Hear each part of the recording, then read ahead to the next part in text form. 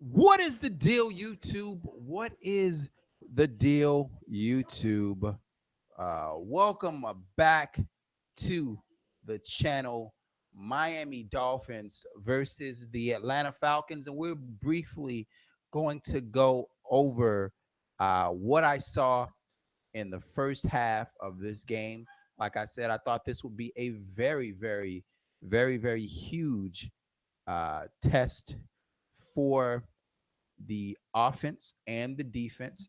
I wanted to see some of what the hell um, was going to happen in this game, and I just want to touch on some of the things that I thought were good, some of the things that I thought were bad. I'm going to elaborate more of those things tomorrow when we go into the good, the bad, and the ugly. I'm gonna watch all the film. I like doing that shit because it gives me a chance to go back and watch the film, watch some of the highlights that I have recorded on my computer, and thoroughly take everything in and then give it an assessment. But this is just what, off the top of my head, what I saw. Arian Foster looking lighter on his feet. I thought he looked more shifty. I thought he was moving more smoothly. In the first couple games, he looked hella sluggish to me. And in this game, he looked good. He looked like the Arian Foster I saw a few years ago before, some of the devastating injuries. The offensive line protected decently, but again, we have to take into account that this is a defensive line. The best pass rusher on this defensive line last year had about 4 sacks. So not a very high pressure defensive line. Ryan Tannehill looking okay, moving in the pocket. The thing that really jumped off the page to me that I kept slamming my fist down was when we had 3rd and 4, and this man would throw a 1 yard pass, and I'm like, what in the fuck are we thinking about? Why are we not at least throwing passes to the sticks? At least, I understand giving a guy an opportunity to break a tackle and make a play, but come on, let's get the ball past the sticks so that we can keep the defense on the sideline and we can continue to threaten and get points. Know what I mean? Um, I really like the high.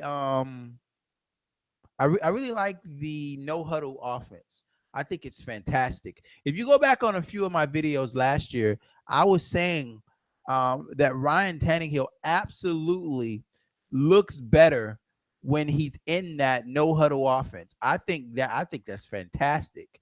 Which is why, if you remember, and I'm not gonna say that out loud. Never mind, because that guy is a fucking franchise killer. But I thought there was another guy with his offense that would have worked well here in Miami.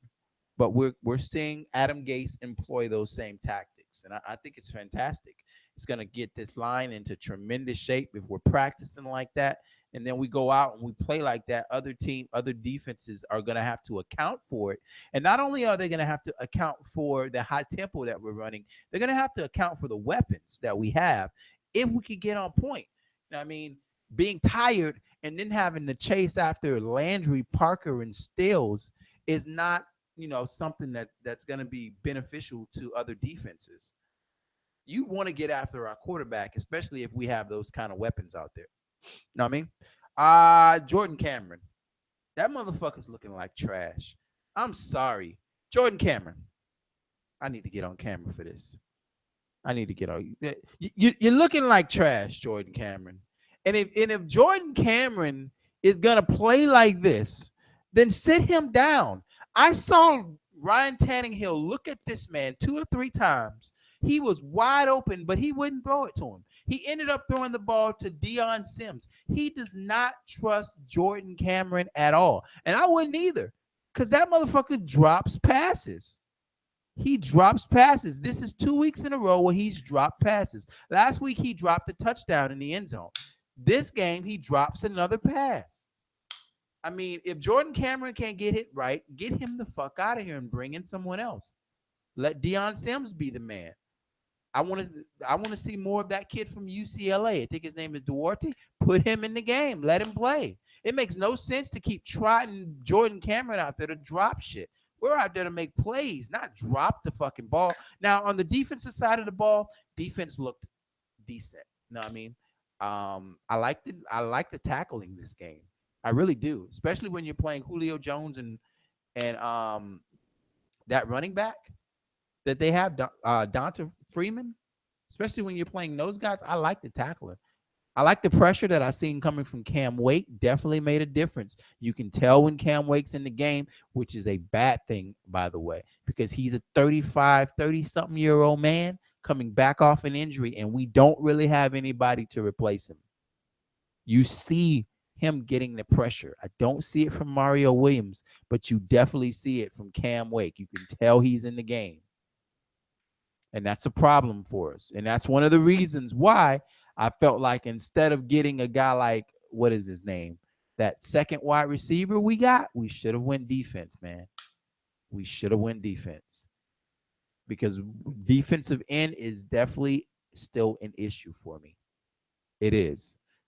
It's an issue. Another issue, cornerback. Goddamn. Tony Lippet was looking confused like a motherfucker out there. He was looking confused, getting turned around all kinds of ways, getting burnt. Julio Jones burnt him. Like I said last week, I cannot take nothing away from you if you get burnt by a top 5 wide receiver. There's no shame in that. But this man was just looking confused. He doesn't look like he understands yet. He's got the size. He's got the ball skills. He's got somewhat of the speed, but he just looks like he still doesn't understand how to play cornerback yet. And that's something that we definitely going to have to fix. That's got to be fixed. So Tony Lippet, Jordan Cameron, we will dive more into the good, bad, and the ugly tomorrow. But that's what I seen from the first team defense. Other than one bad snap from the center, I thought he looked fairly good. For a guy that hasn't been thrown, if you throw me out there, fuck that shit. Ball's going to be flying all over the place and shit like that. One bad snap. Stein, think that's his name. He looked good. Looked like he's got a decent motor at center. I like it because I like Pouncey more at guard anyway. I would love it if that Stein guy can start at center and you put Pouncey at guard and you never let Dallas Thomas see the fucking field again. I like it. I would like it if we sent fucking Dallas Thomas to the cut party. And of course, our young rookie offensive lineman, he looked good as well. But asterisk, this is a defensive line where the best defensive linemen only have 4 sacks. So it's not like we're playing great competition.